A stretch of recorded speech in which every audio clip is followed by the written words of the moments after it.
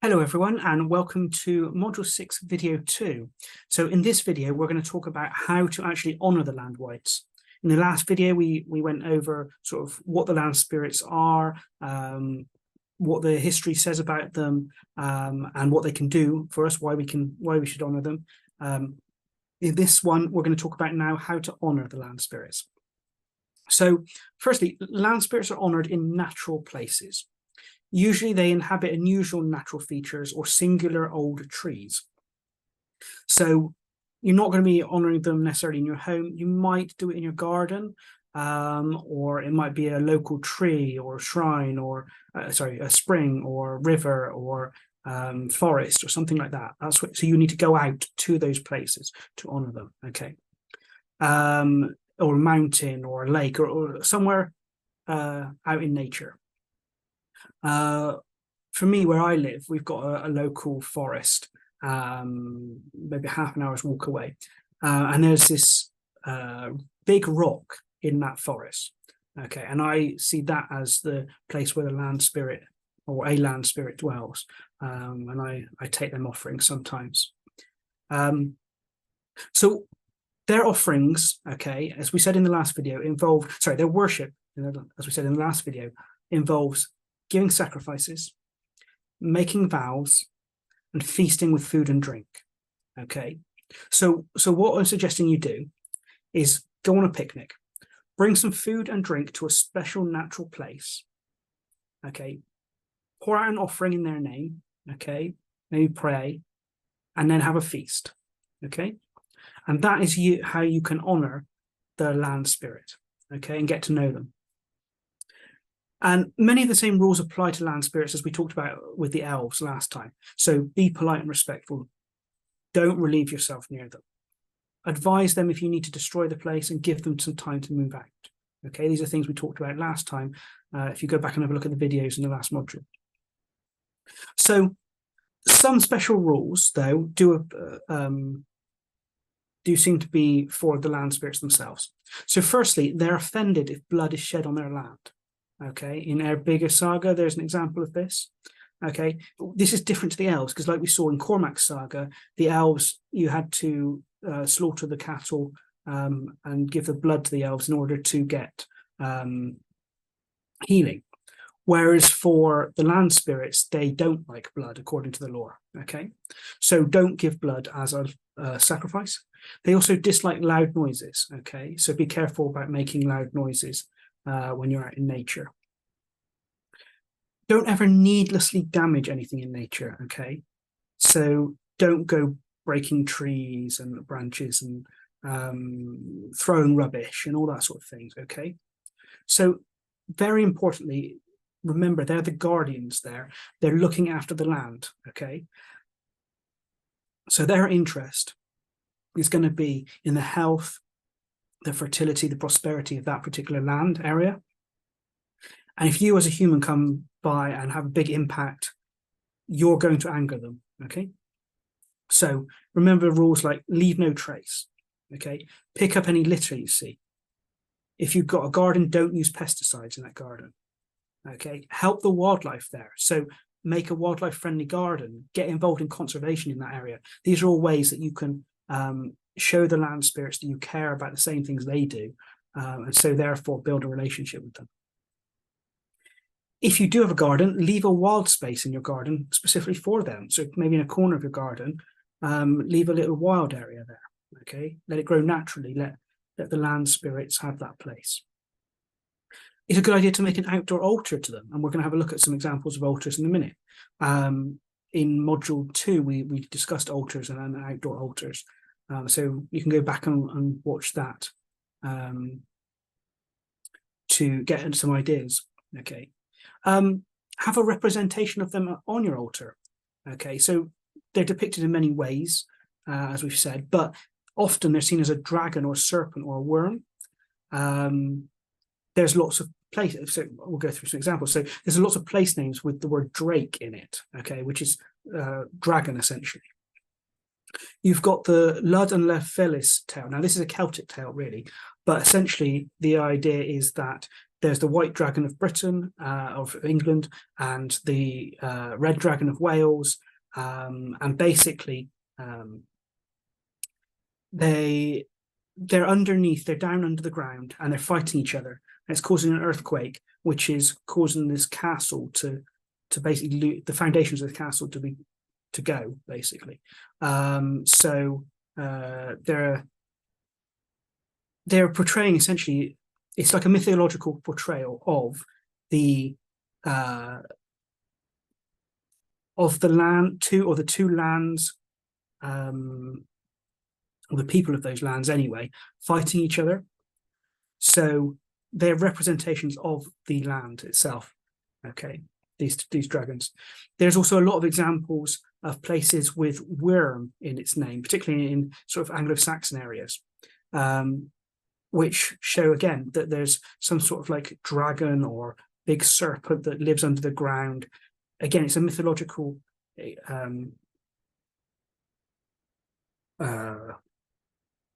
version of, or personification, sorry, of the land. Okay, so the land spirits may appear as a dragon or a worm, and therefore a place is named after them. And if we remember also the Icelandic, there are 4 spirits, one of which was a dragon. Okay, so those 4 defenders of Iceland, one of the spirits was a dragon. So the just like a house spirit, a land spirit is also often associated with serpents and dragons. So you might want to get a dragon statue or a serpent statue and put that on your altar as a representation of them. Spend some time outside throughout the year to see the different changes. What I'd recommend is maybe on a weekly basis, try to go out to a certain place and sit there quietly for just like half an hour, okay, and see what changes, see what happens. Observe the changes, write them down in your journal or diary or something, what's happened. And then over the seasons, you can see how things have got different, what plants are there, what animals are there, what's in flower at the moment, what are the trees doing, what are the birds doing, etc. Learn about these local flora and fauna of the landscape, okay, because they can tell you about what the land spirit is like, okay. Research any local places of power. Okay, particularly maybe go to a local museum and have a look, or look at old local maps. What is the local folklore, the traditions, the stories, the spirits of these places? Okay, what spirits were honoured a long time ago? You can find that out often in your museums.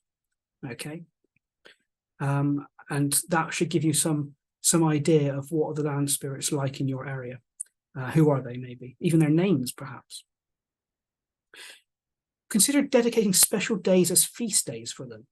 Okay, now you might need to do some divination and stuff once you've made contact with these land spirits to find out what days are best for them. Or maybe you look at what are the big key species in your area and the big events in their lifetime. Like, for instance, if you've got a river with salmon that comes up the river, when is it that the salmon comes up the river? Okay, choose that period maybe to honor the land spirit of the river or something like that. Okay, so look at what's happening in nature at the time, or maybe use a specific moon phase or a specific astronomical thing like an equinox or a solstice or something like that, okay, as a feast day for them. And remember, when you're doing ritual outdoors, you are the guest, okay? It's their land, you are the guest. So you always give an offering to the land spirits of place first, okay? You never do a ritual outside without honoring the land spirits first, okay? You must have an offering first because it's their land and you're the guest. So what offerings can we give to land spirits and how? So there's 4 main ways you could do offerings. First one is through a fire. Okay, so you could create a fire. Again, don't damage the land. Be careful how you're doing this. And you could burn the offering to them. You could bury it. So you could dig a hole. We've got examples of people digging holes and shafts and things and putting stuff in the ground as an offering. But remember that it's got to be eco-friendly. Don't go destroying things. You can hang stuff on the trees. You often see the cotton or ribbons and threads and stuff on trees. Be careful with that, because that could be very bad for the environment. So whatever you hang on a trees, make sure it's going to be easily decomposable. Okay. If you're going to a lake or a river or something, you can drown something in the water. You can put it into the water. Okay, so that's 4 ways to do your offerings. As I said, make sure any of these offerings are biodegradable, okay, and suitable for the area. If you want to take something like seeds out, well, don't put seeds in a place where those plants don't normally grow. Okay, be very careful about doing something like that. You want to make sure they're suitable for the area and that they're going to biodegrade. Okay. Carry a pouch maybe of dried herbs and petals to give as offerings. Okay, so maybe you could grow some herbs or flowers in your garden, dry them out, keep them in a bag once they're dry, and then take them out with you and put them out as an offering. They are nice, they may smell quite nice, the scent might be good, and attract the land spirit. You could arrange them in a nice way, and you can give these as offerings, and it's a very easy, simple thing that you know is going to be biodegradable and suitable. Okay. Be careful about alcohol. Alcohol can damage plants, so don't pour alcohol on top of them. Mead, I know, is a very important offering drink, but be very careful about pouring that out outside, because it will damage any plants, and therefore the land spirits will not be very happy. If you've got your offering bowl and a hortane twig, you could flick liquid to each direction for the land spirits before pouring it out on the ground or a stone. So maybe you do have a stone altar there, and the first thing you do in your offering bowl is you dip the twig in and you just flick one to north, south, east, and west. That's the offering for the land spirits, and then you can then pour the rest over the altar, the stone altar. Okay. Pray to the land spirits. Give them thanks for things that they do. Ask them for things. Okay. They are able to help us. Okay. Especially with prosperity, with healing, with fertility, that sort of stuff. Protection. Fruit and veg makes a really good offering, especially if it's something you've grown. Okay. And make sure it's organic. Okay. Nothing with pesticides and other rubbish on it, because that could ruin the soil. So get some fruit and veg, maybe grow it yourself in your garden, or in an allotment, or wherever, or go to, if necessary, you can go to like an organic farm and get something and give some fruit and veg across, because obviously that's biodegradable. That's going to be fine. Okay. But you don't have to give them something physical. You could sing to the spirits. You could play them a song or do them a dance. That's all really good stuff. If there's a particular tree spirit, and the tree produces some seeds, like acorns or beech nuts or whatever, take some of the seeds, plant them elsewhere. And obviously be careful where you're planting them. Make sure it's a natural place and you've got permission and all that sort of stuff. But you could go and plant them, because that's part of what a tree is trying to do. It's trying to reproduce and spread and have offspring. So by helping it, you're helping the tree, you're helping the spirits of that tree, and that's an offering. You can make an eco mandala. So down in the bottom right there, we've got images that I found online about of basically eco mandalas, which are, you gather up some nice things you can find in the area around you, and you make a nice display with it in honor of the land spirits. Okay. And then compost.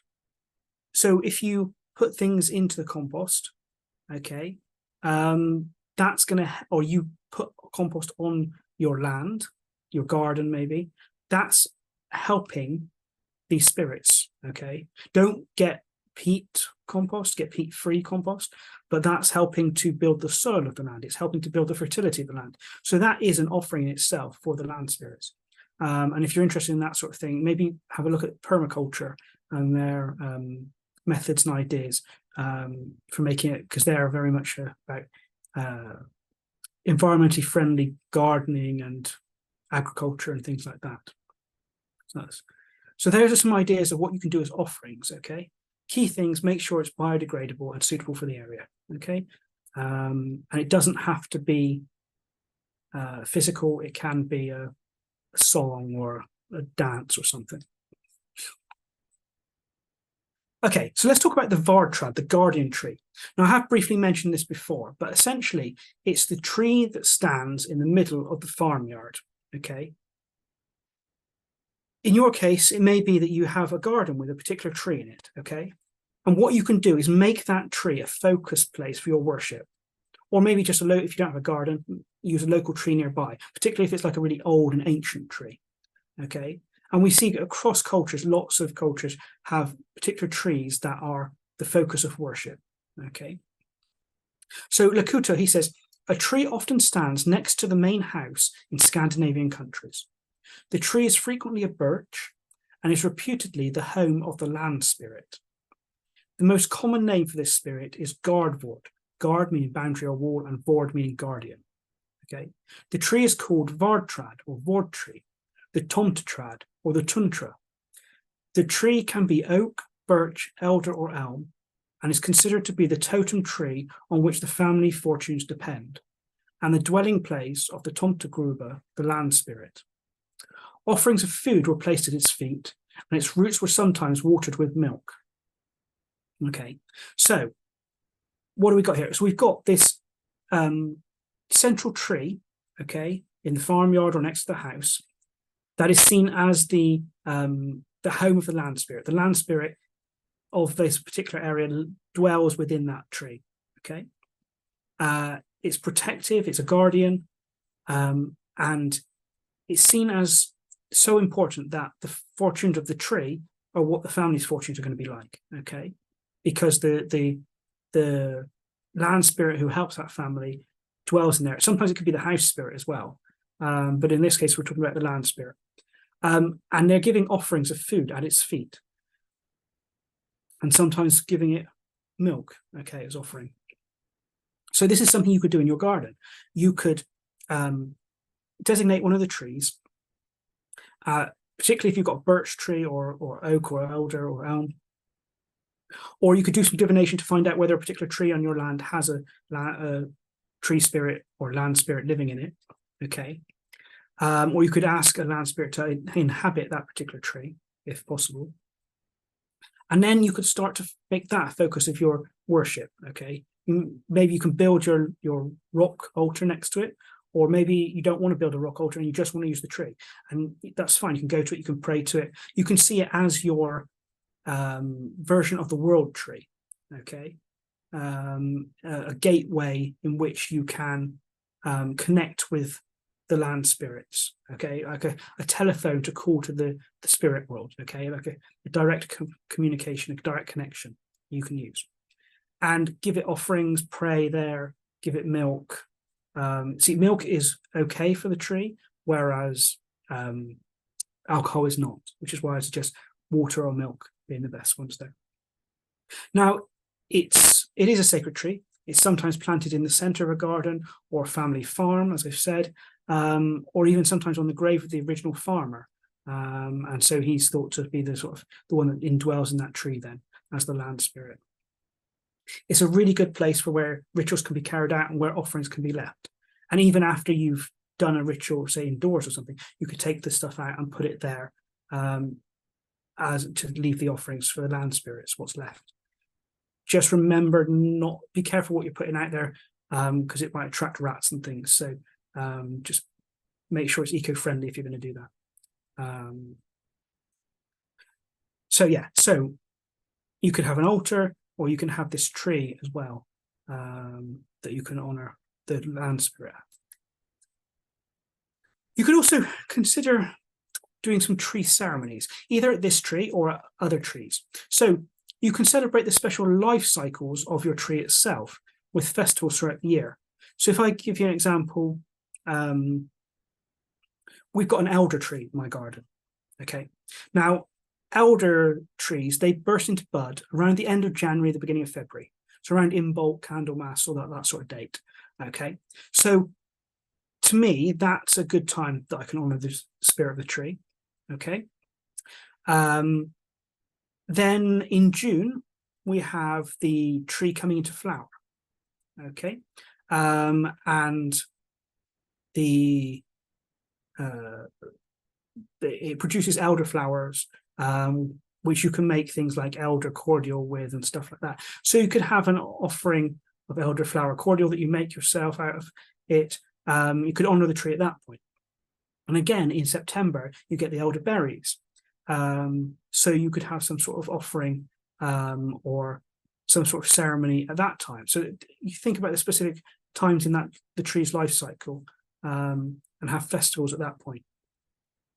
When you're first planting your tree, you could have a special festival or ceremony at that point. There's a tradition in England called wassailing, which is about hailing the trees. So this particularly for sort of fruit trees, this was happening. So there would have been like the big orchards and things in the past, and people would go and they'd make a special bowl of punch or drink and pour it for the tree. They'd toast the tree, even hang bits of toast in the tree. They'd shoot guns or make noises with pans to try and scare any bad, evil spirits away. And the aim of the whole ceremony is to encourage the trees to produce a lot of fruit in the next year and to drive away anything that might stop that. So you could do something like that. If you've got a fruit tree in your garden, maybe you could, or you know of a local fruit tree, or even sometimes actually orchards nowadays will put on these wassailing ceremonies again. You could do that in January to honor the trees. Now, another thing that happens is new sap starts to rise up through the tree in the beginning in spring. In a birch tree, this is often sort of early March. So you could even sort of tap in and try and get some of that sap and make some sort of special drink with it to honor the tree. Or you can just acknowledge that that's happening and just toast the tree because of that. A lot of trees, they leaf bud around April, so you could have a leaf budding ceremony. When you first start to see the leaves coming out properly on the trees. You could decorate your tree for May Day, like a maypole, and dance around it or just honor it with ribbons and things like that. But again, only do this for a short period and take the ribbons back. Don't leave it out there. You've got your fruit harvesting in autumn, okay? So you could have some sort of way to honor the tree for the fruit it's producing in autumn. You could have a going to sleep ceremony when the last leaf falls or around the start of winter, where you're acknowledging that actually the tree's now going to go to sleep, particularly if it's not an evergreen tree. This is, of course, this is if it's a deciduous tree where the leaves are falling off. You can have a sleep ceremony for it. If it ends up having to be cut down or die, or you see a local tree that's being cut down and died, you could hold a vigil for it as a memory of it. Okay. And importantly, show gratitude any time you're harvesting anything from it. Okay. Because it isn't your right, it's nature, and nature's giving something to you. So these are different tree ceremonies you could think about holding. Now let's have a look at some of these outdoor altar examples. Now we've seen some of these before in our altar module, but I just wanted to show them again here. So you've got an altar here, the Mongolian altar with the rock pile and then the pole that stuck out of it. Okay. Below that, you've got just a normal house or normal spirit house in Thailand for the local spirit to live in the house. And next to that, you've got a tree which has some offerings, but it has the rope around it to designate that it is a sacred tree. Okay, and maybe you want to do that to a tree, your tree in your garden. In the middle, at the top, you've got just a stump of a tree where they put offerings on it.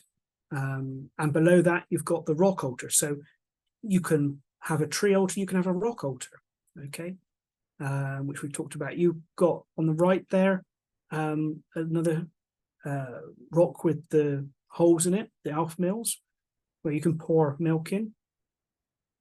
And below that, you've got a stump with lots of natural things around it and a bowl and stuff to make it look really nice. So if you are going to have, say, a bowl out in nature, having something wooden like that is a good idea. It may not last a massive amount of time, so you might have to replace it, but it is sort of eco-friendly, which is good. And you can just make it look really nice and decorate it so it's attractive to the spirits. Okay, so that's an important thing to take into account when you're making an altar of some kind. Make it attractive to the spirits as well.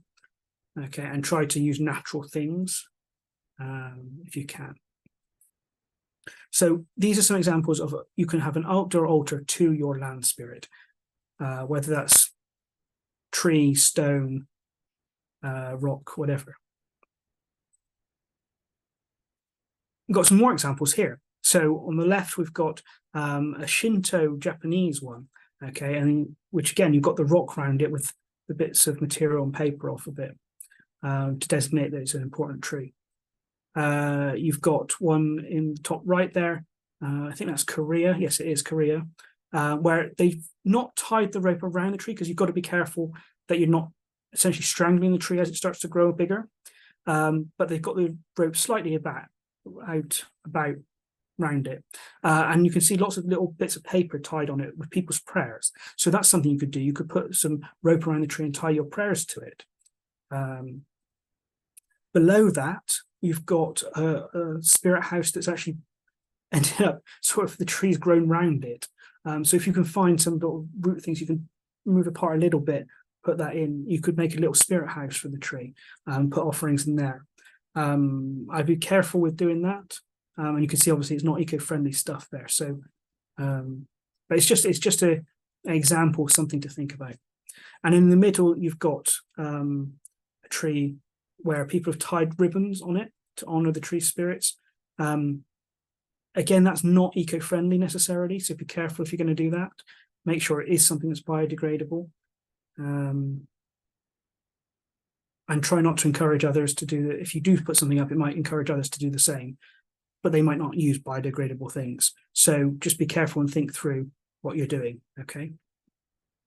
So we've got rock altars, we've got tree altars. And so those are the sort of, I would say, the two main ways of honoring the land spirits, okay? Is having some sort of special tree, if you've got a garden or out in nature that you regularly go to honor. And the other thing is, and have an altar as well if you can, but the other thing is obviously go and have a picnic, have a feast, and give a sacrifice to the spirits at any natural place that you think that there is a land spirit there, okay? Now, some warnings. So, as I said, the land spirits care about the land deeply, okay?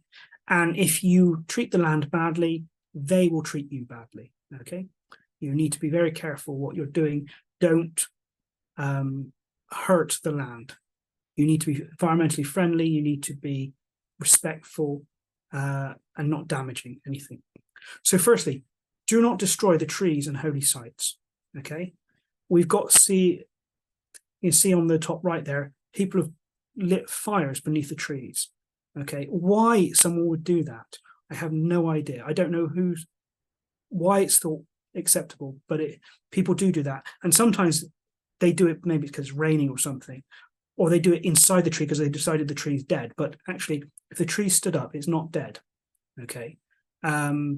So it just causes the tree, and if there's a tree spirit in there, pain, okay, it will do. And it will eventually destroy the tree completely.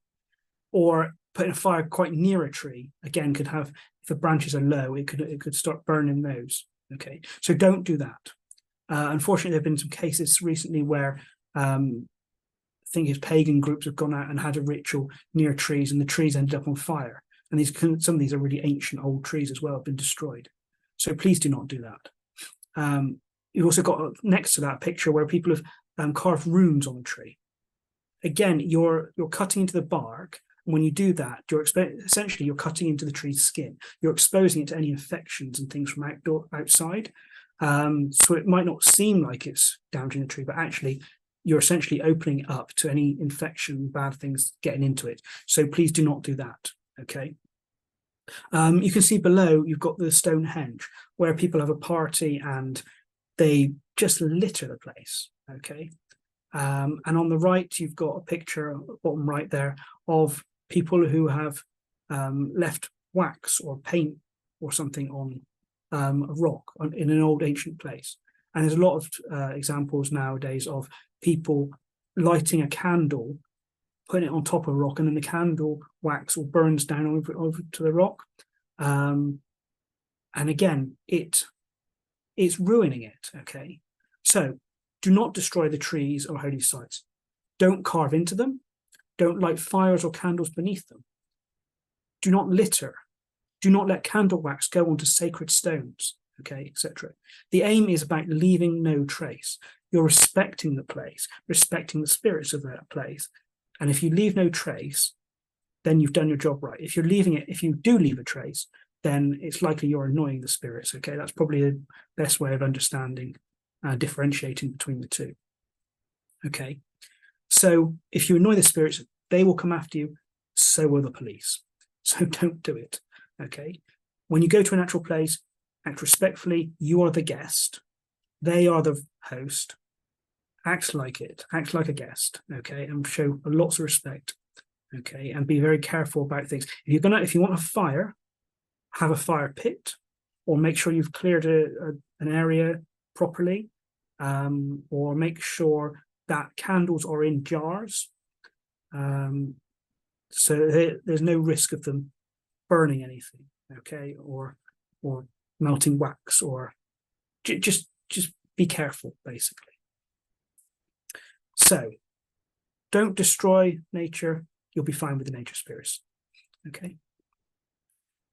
Sometimes, though, nature spirits, you do get them angry, and you need protection from them, okay. So there are things that you need to do, okay. So firstly, it's important to understand that land spirits are not your friends. They're not necessarily benevolent. Some are more well disposed towards humans than others, okay. Some of them are used to us. Some of them have been treated well in the past. Others have been treated very badly, especially if humans have come in and driven them off of an area that they thought was theirs, okay. Pollington says, they're not naturally hostile to mankind, but they do not suffer the earth to be abused and will take vengeance for any slight, okay. So remember that. And they are dangerous. They are powerful. So especially if you anger them, they can be dangerous to you. They may also try to trick you, okay. They're not necessarily, well, like I said, they're not your friends, okay. They're not necessarily benevolent. They could trick you. Humans have repeatedly destroyed their homes, okay. We're constantly destroying things to build new roads, new railways, new houses, new office blocks, etc. Okay, so they're very wary of us, okay, and you may need protection, particularly until you've built up a good relationship and proved yourself to them, okay. There's lots of different methods of doing this. In the folklore, we can see iron being a major one, okay. So if you're carrying something iron, or you put iron stuff in your house or anything like that, that's protective. You could use rowan and red thread. So traditionally you'd go out in May when the rowan is in bloom, and you get some branches. Make sure you ask first. Ask the tree first, do some divination to check it's okay, and then carefully get some branches, small bits of branches, really, twigs, and you can tie up that with red thread into a cross, or you could wait till autumn and get the berries and just thread them with a red thread as well, okay. So there's two methods of doing that. Fire, as we said before, fire is quite a protective thing. It will scare land wights away, so you can use fire to protect you. Thor obviously is a protective god, okay. So anything that is about Thor will help you. So Thor in the lore, he has his iron hammer, the Mjolnir, he has his iron gloves, and he uses those to kill giants. And giants are an example of land wights, okay. So Thor, you can call on him for protection. We've also got the Disir, who are the protective female entities that we talked about before, or the Modru, or mothers, if you're doing the Anglo-Saxon. So you can call on them and they are protective. You can wear a Thor's hammer when you're interacting with them, okay? Because then again, you're protected by Thor, okay? And he can fight them away if they're trying to be hostile to you. There are certain plants that are said to be good for protecting you against ill land wights. St. John's wort is one, Ella Campana is another, and there's other ones as well that you can use. And then also some Christian things can also protect against them. So holy water is thought to, church bells are thought to, those sorts of things. Okay. So, but as a heathen, I would suggest really wearing your Thor's hammer is a key thing when you're going out to do any type of ritual or thing in nature. Okay, so that brings us to the end of this module. Here is some bits of homework that I'd like you to try and do. Okay, so firstly, you can't get to know the land and its spirits until you know its history and folklore. So buy a book of local folklore and a book of local history and read them. Okay, and maybe also go to a museum and see what you can find out there. Okay, buy a wildlife field guide for your area. Okay, and find out about your local flora, fauna, and landscape. So do some research into the nature in your area. Okay. And then, importantly, find a local old tree, waterfall, stone, etc. Okay, and you're going one that you think that there's probably a land spirit living in. Approach it, give a biodegradable offering, and then share a meal with it. So you're giving part of your meal, and then you're having a feast yourself, a picnic, basically, with it, and pray to the spirit that inhabits it. Okay, and also identify a vard tree, whether that's in your garden or elsewhere. Maybe you need to plant the tree in the first place, and start honoring the land spirit in there with offerings and rituals. Okay, and if you want some good reading, there's 2 books I'm recommending. One is that Demons and Spirits of the Land by Claude Lecoultre, a lot of which we've talked about today, his stuff, and also Whites and Ancestors by Jenny Blaine. Okay, so there's two good books for recommended reading. I'm going to end this module here, this video here, but please do carry out that homework. And in the next module, we're going to talk about how to honor the gods. Okay, thanks very much.